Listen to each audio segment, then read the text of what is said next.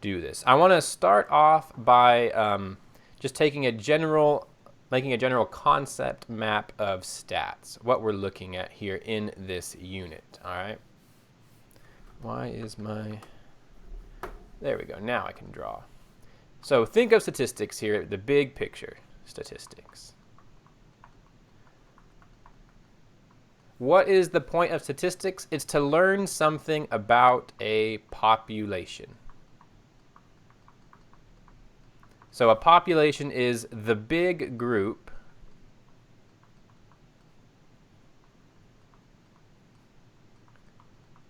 you are trying to learn about.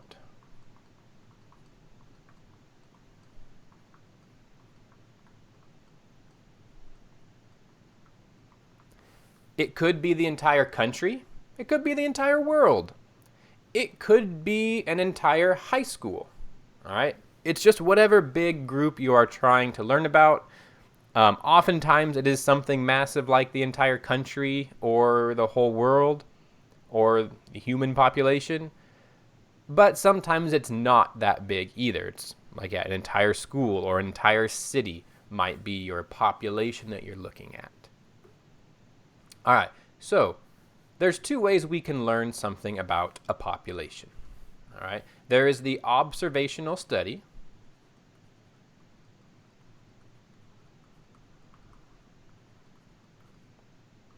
And hopefully you see the root word there, observe. That is what it is. You are observing or asking questions of a population or people or sample, but you are not disturbing.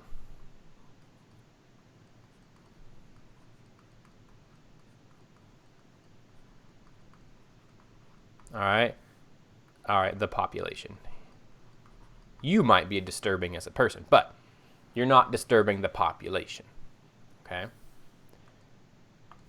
The other way is to actually disturb the population through an experiment.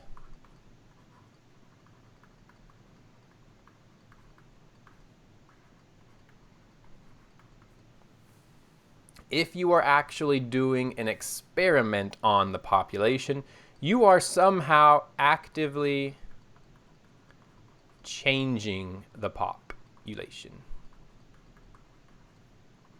You're doing something to try to change them. And right now, our world is like barraged by both of these. It's a political season. So anytime you turn on the TV, you hear something about, oh, this person's ahead by 2 percentage points. This many people say this. 52% of voters are in favor of. It's just everywhere, right? Those are all observational studies. They are asking people questions. What's your opinion on this? What's your opinion on that? Who are you going to vote for? They're not disturbing anything. The population isn't changing. We're just looking. We're just asking questions. But our world is also full of experimental studies right now, right? We got a pandemic going on. We are looking for a vaccine. The only way you can tell if a vaccine works is to test it on people. And so you have to experiment on people. There are huge trials, they call them medical trials, going on right now, where they're giving experimental vaccines to thousands, tens of thousands of people to see if it is working. They are actively introducing something into the population and seeing what happens. All right. Now, thankfully, there's usually many safeguards against really bad side effects. And so they're not like experimenting evil scientists on people, hopefully. But it's still an experiment. Now, we are going to start by focusing on the observational study today, but the second half of this unit is the experimental study. All right, so observational study. If you want to learn something about a population by asking them questions, well, one option is what we are actually doing this year, a census. All right, we do the census once every 10 years, right? It's happening right now, and it's, not going well. But the census is where you ask the whole population. We don't do it very often. It's too hard. Okay, it's too expensive to ask all 350 some million people in the United States, even the babies. All right, you can't do it. It's too difficult, which is why our government only has to do it once every 10 years. If it was easier, we definitely would do it more often. But even once every 10 years is pretty rough. So what do we do instead? Instead, we take a sample. A sample is simply a smaller group that hopefully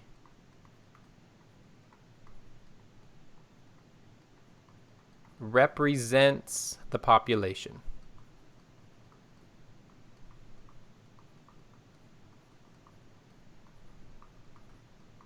You may not be able to ask all 350 million people in the United States, but you could hopefully maybe ask 100 or 500 or 1,000 your question.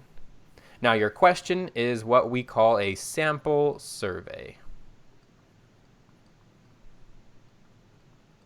Hopefully that's not too crazy. A sample survey is just the questions for the sample.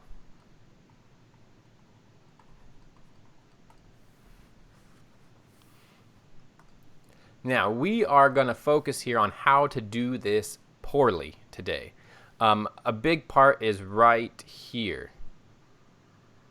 All right, the sample only works if it represents the population.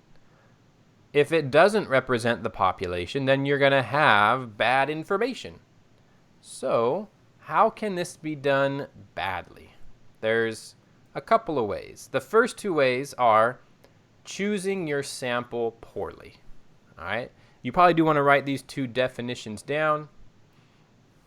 There are two ways to poorly choose a sample, but they're widely done. All right? Because they're easy. The first one is convenience sampling, just taking the easy road. We all want to take the easy road. So if you do convenience sampling, that is where you only select individuals for a survey who are easy to reach. Okay? You just find the easiest people to find and you ask them your question. That is not a good representation of the population. Quick example. Let's say I wanted to know what the average GPA was of an Edison student. All right? So Bolt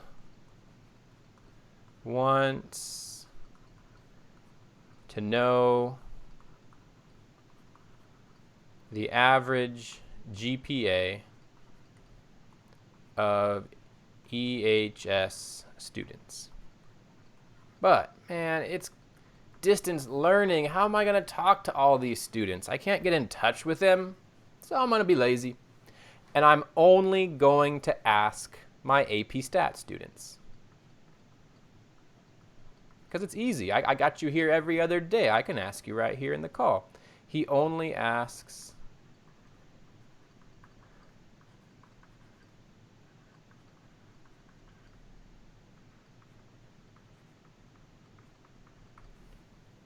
I'm hoping it's kind of obvious that your GPAs in an AP senior math class will not represent the entire GPAs of Edison High School.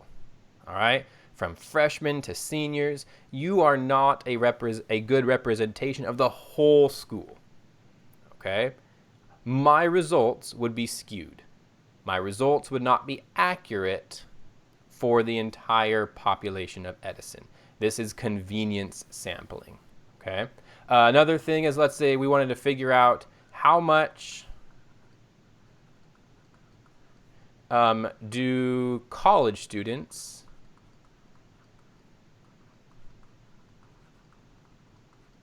study. Let's say I wanted to figure out how many hours do they study. And I was like, well, I got to find some college students then, don't I? How am I going to find college students to ask this question? And so I'm like, you know what I'm going to do? I'm going to go to The Fresno State, I guess I should put CSUF. CSUF Library. And ask, I don't know, 20 students.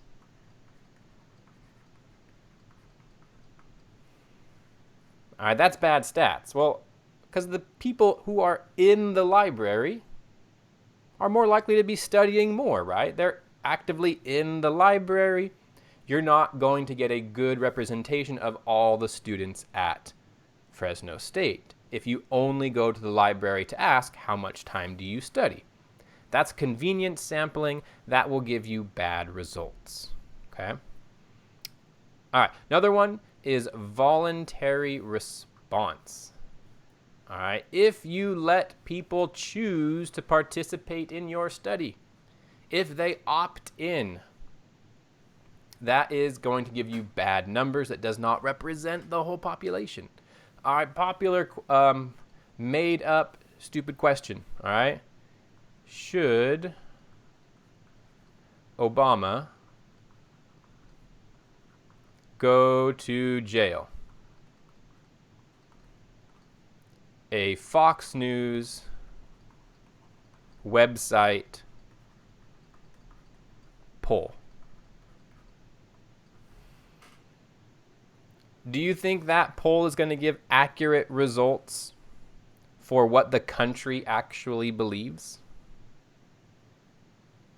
No. All right. The people that go to the Fox News website are a certain type of mindset. They have a certain opinion already.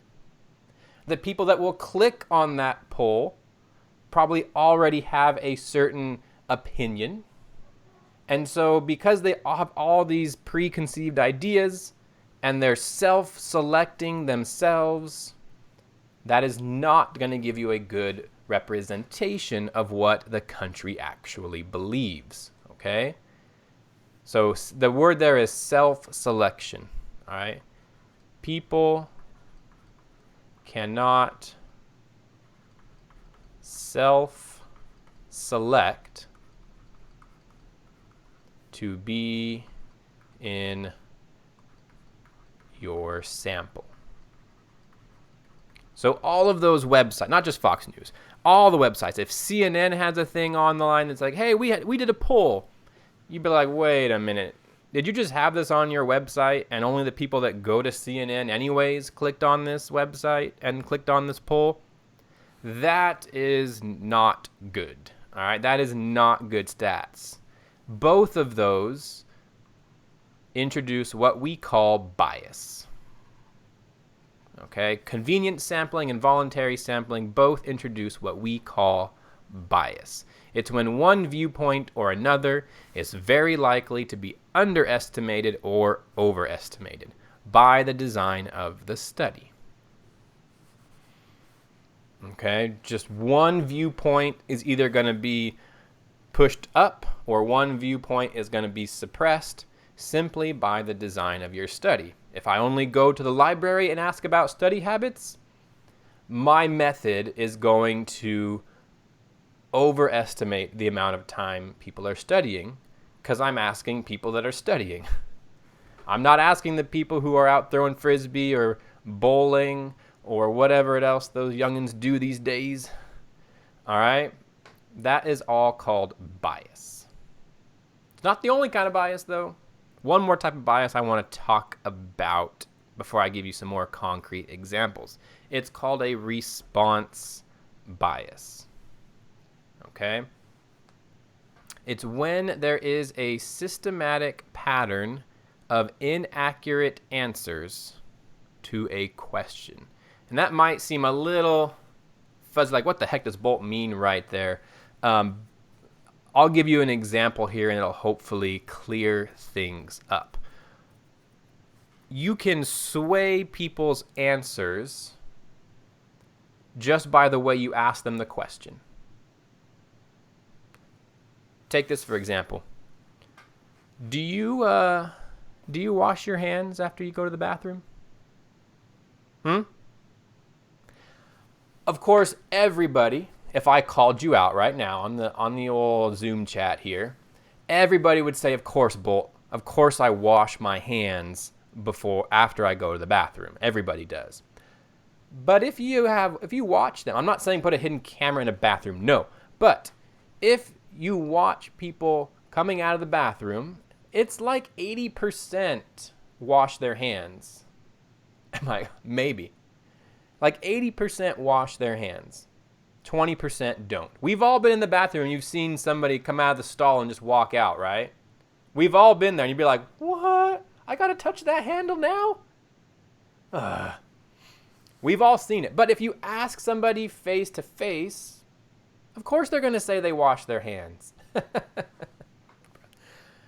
That is a response bias.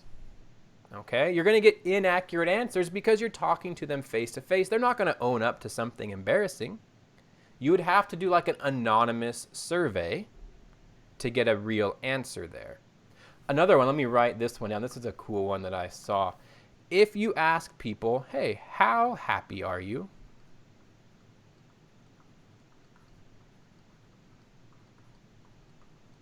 And you get your answers. And then later on in this survey, you ask them, how many dates have you been on lately?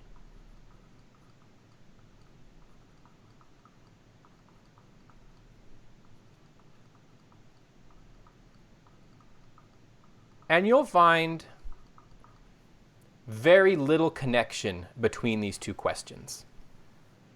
There's very little connection here. But if you switch those two questions around and you ask them, hey, how many dates have you been on recently?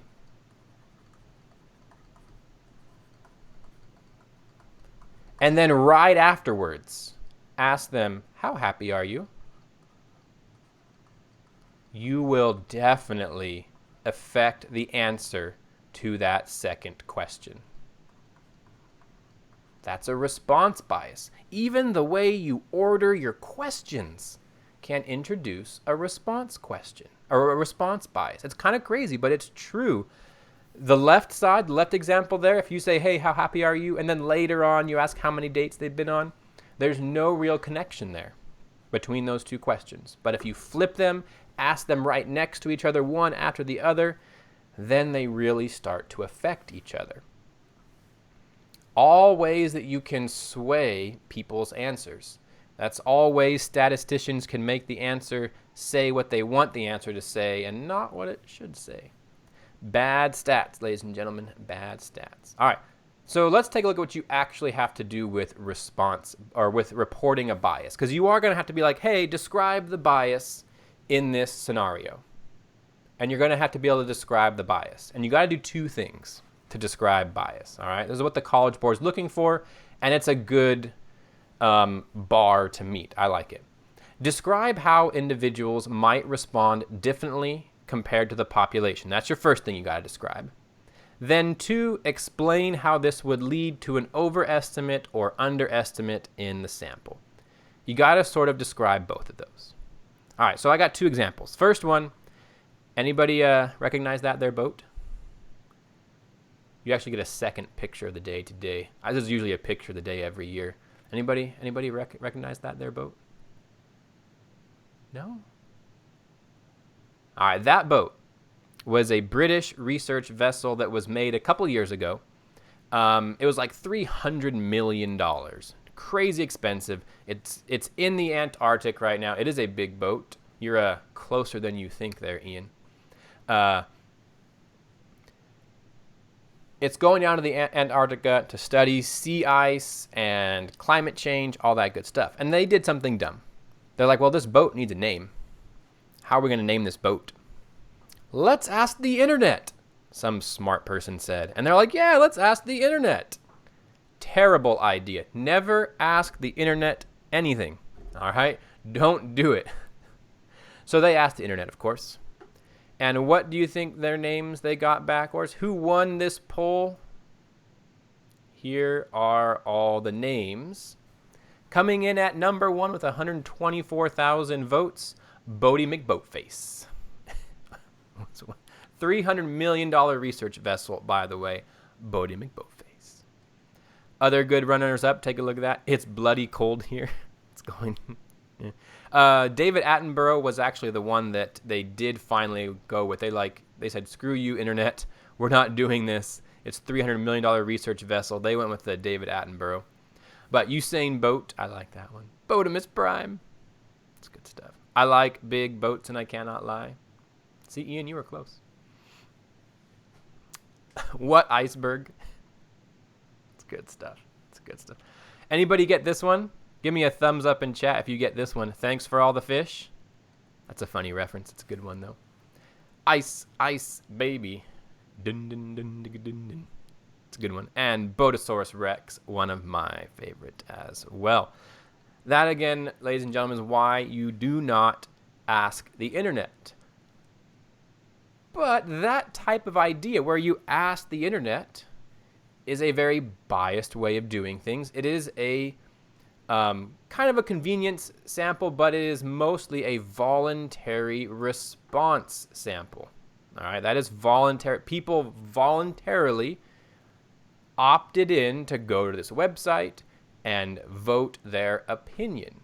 That will not give you a good representation of what people actually want. So here is a sentence that describes that bias. You don't have to try to write this down right now. I will push this out to you, but I do want to highlight some things in it so you see the different parts.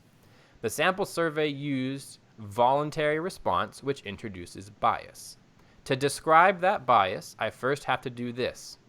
Describe how individuals might respond differently compared to the population. So that's my first sentence. The people who chose to do this survey were probably less serious about science and are more likely to prefer a funny name than the whole British population. So I just identified how these people might respond differently compared to the population. Now I have to make sort of an obvious direct connection. Why would that lead to a over or underestimate in my sample? So that's the next part here. Explain how this would lead to an over or underestimate in the sample. The proportion of people in this sample who prefer Bodie McBoatface is likely to be greater than the proportion of all British residents who would choose this name. All right, I know those two things. It's like, well, didn't you kind of say that in the first sentence? Sort of, but I called it directly out in the sample. Okay, the proportion of people in this sample that want this name is probably going to be greater than the actual population. All right, you got to sort of explain those two things there. All right, now we're actually going to do one together without the answer being there. So here is my bad stats example.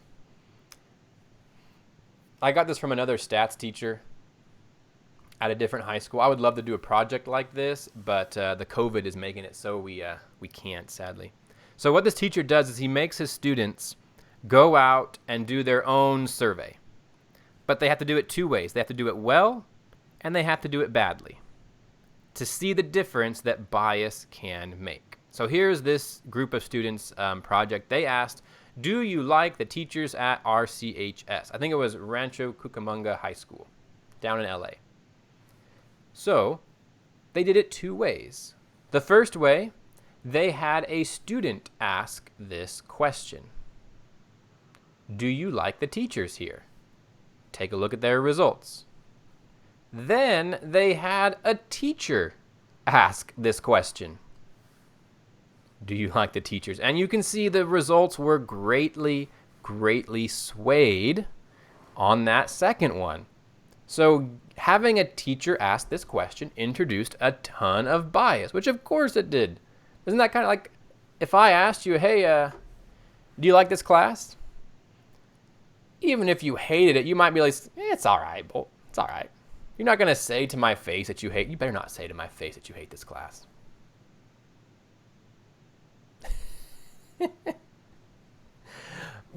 Response bias. All right, that is all a ton of response bias. So having the teacher ask this question.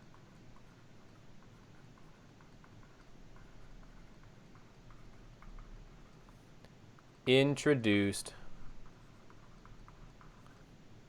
a response bias.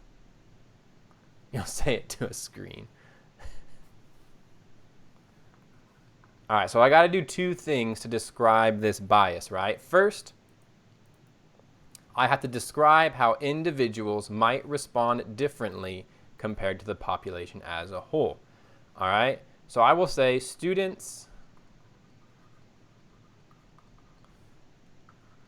are less likely to admit they don't like the teachers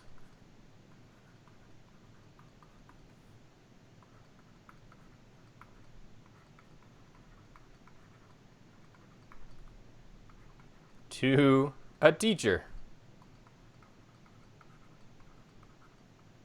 So that's the first part. I called out how some responses might be different than the entire population's opinion.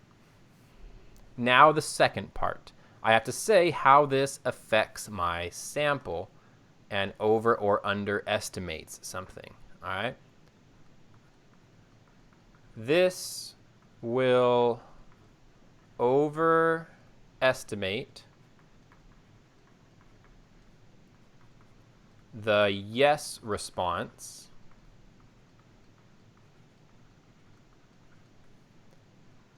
and underestimate. I mean, you probably don't have to do both of these, but I guess I'm on a roll here, so I got to keep going for my sentence. And underestimate the no response in our sample.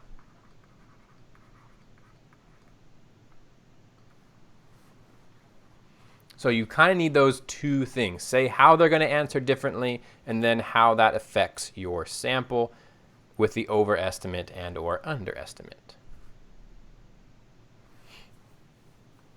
Alrighty, so that's how you can do stats badly. What I want to do now is I want to show you how this is happening in the real world right now. Because it's real, I'm not going to lie, it's kind of boring, but it is sort of important. To sort of do this, I created a Nearpod. Let's see if Nearpod works today. Hey, it does. All right. I liked the live participation better, I think, than the individual. So I need the link here. Copy. It is going into chat right now. Everybody click on that for me. Head on over to Nearpod, and while that is loading, I have a quick background video for you to watch about this. So, anybody gonna be old enough to vote this November? I had like one person in third period. It's pretty hard to vote as a high school student, but anybody already 18? Mason Prince. I turned 18 November 2nd, so the day before. Dang. So are you registered then?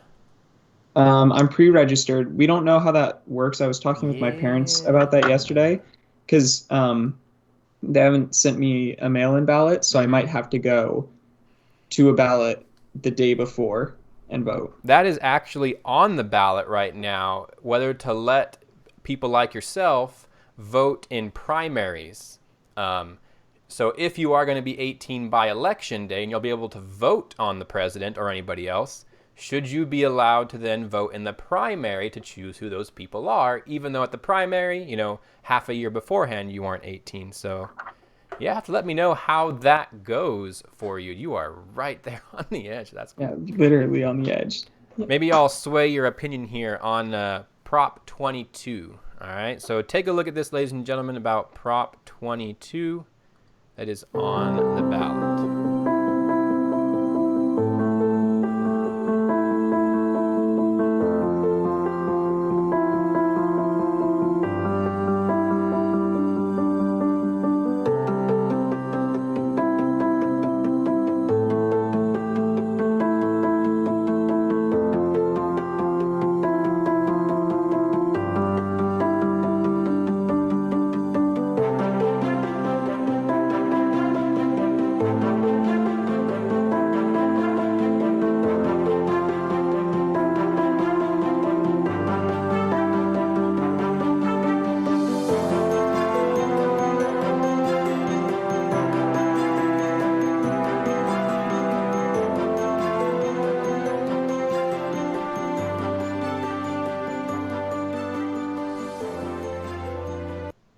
All right. So, yeah, back in 2018, California did pass a law that limited companies' use of gig workers and is trying to force more of them to hire these people as actual employees, which does have some benefits.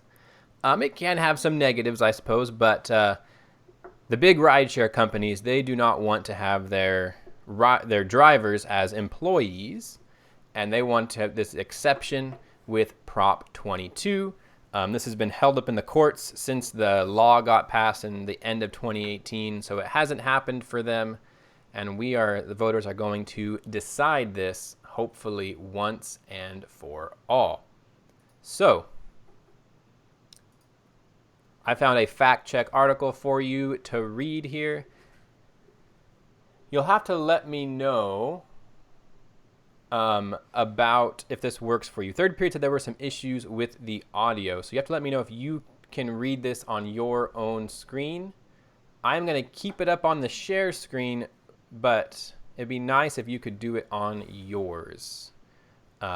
Because I also have an audio recording. If you don't even want to read it, you can Jim Pyatt and listen to me read it to you. All right. So take a minute, 2 minutes, read that slide, and then I'll move you on to the next one.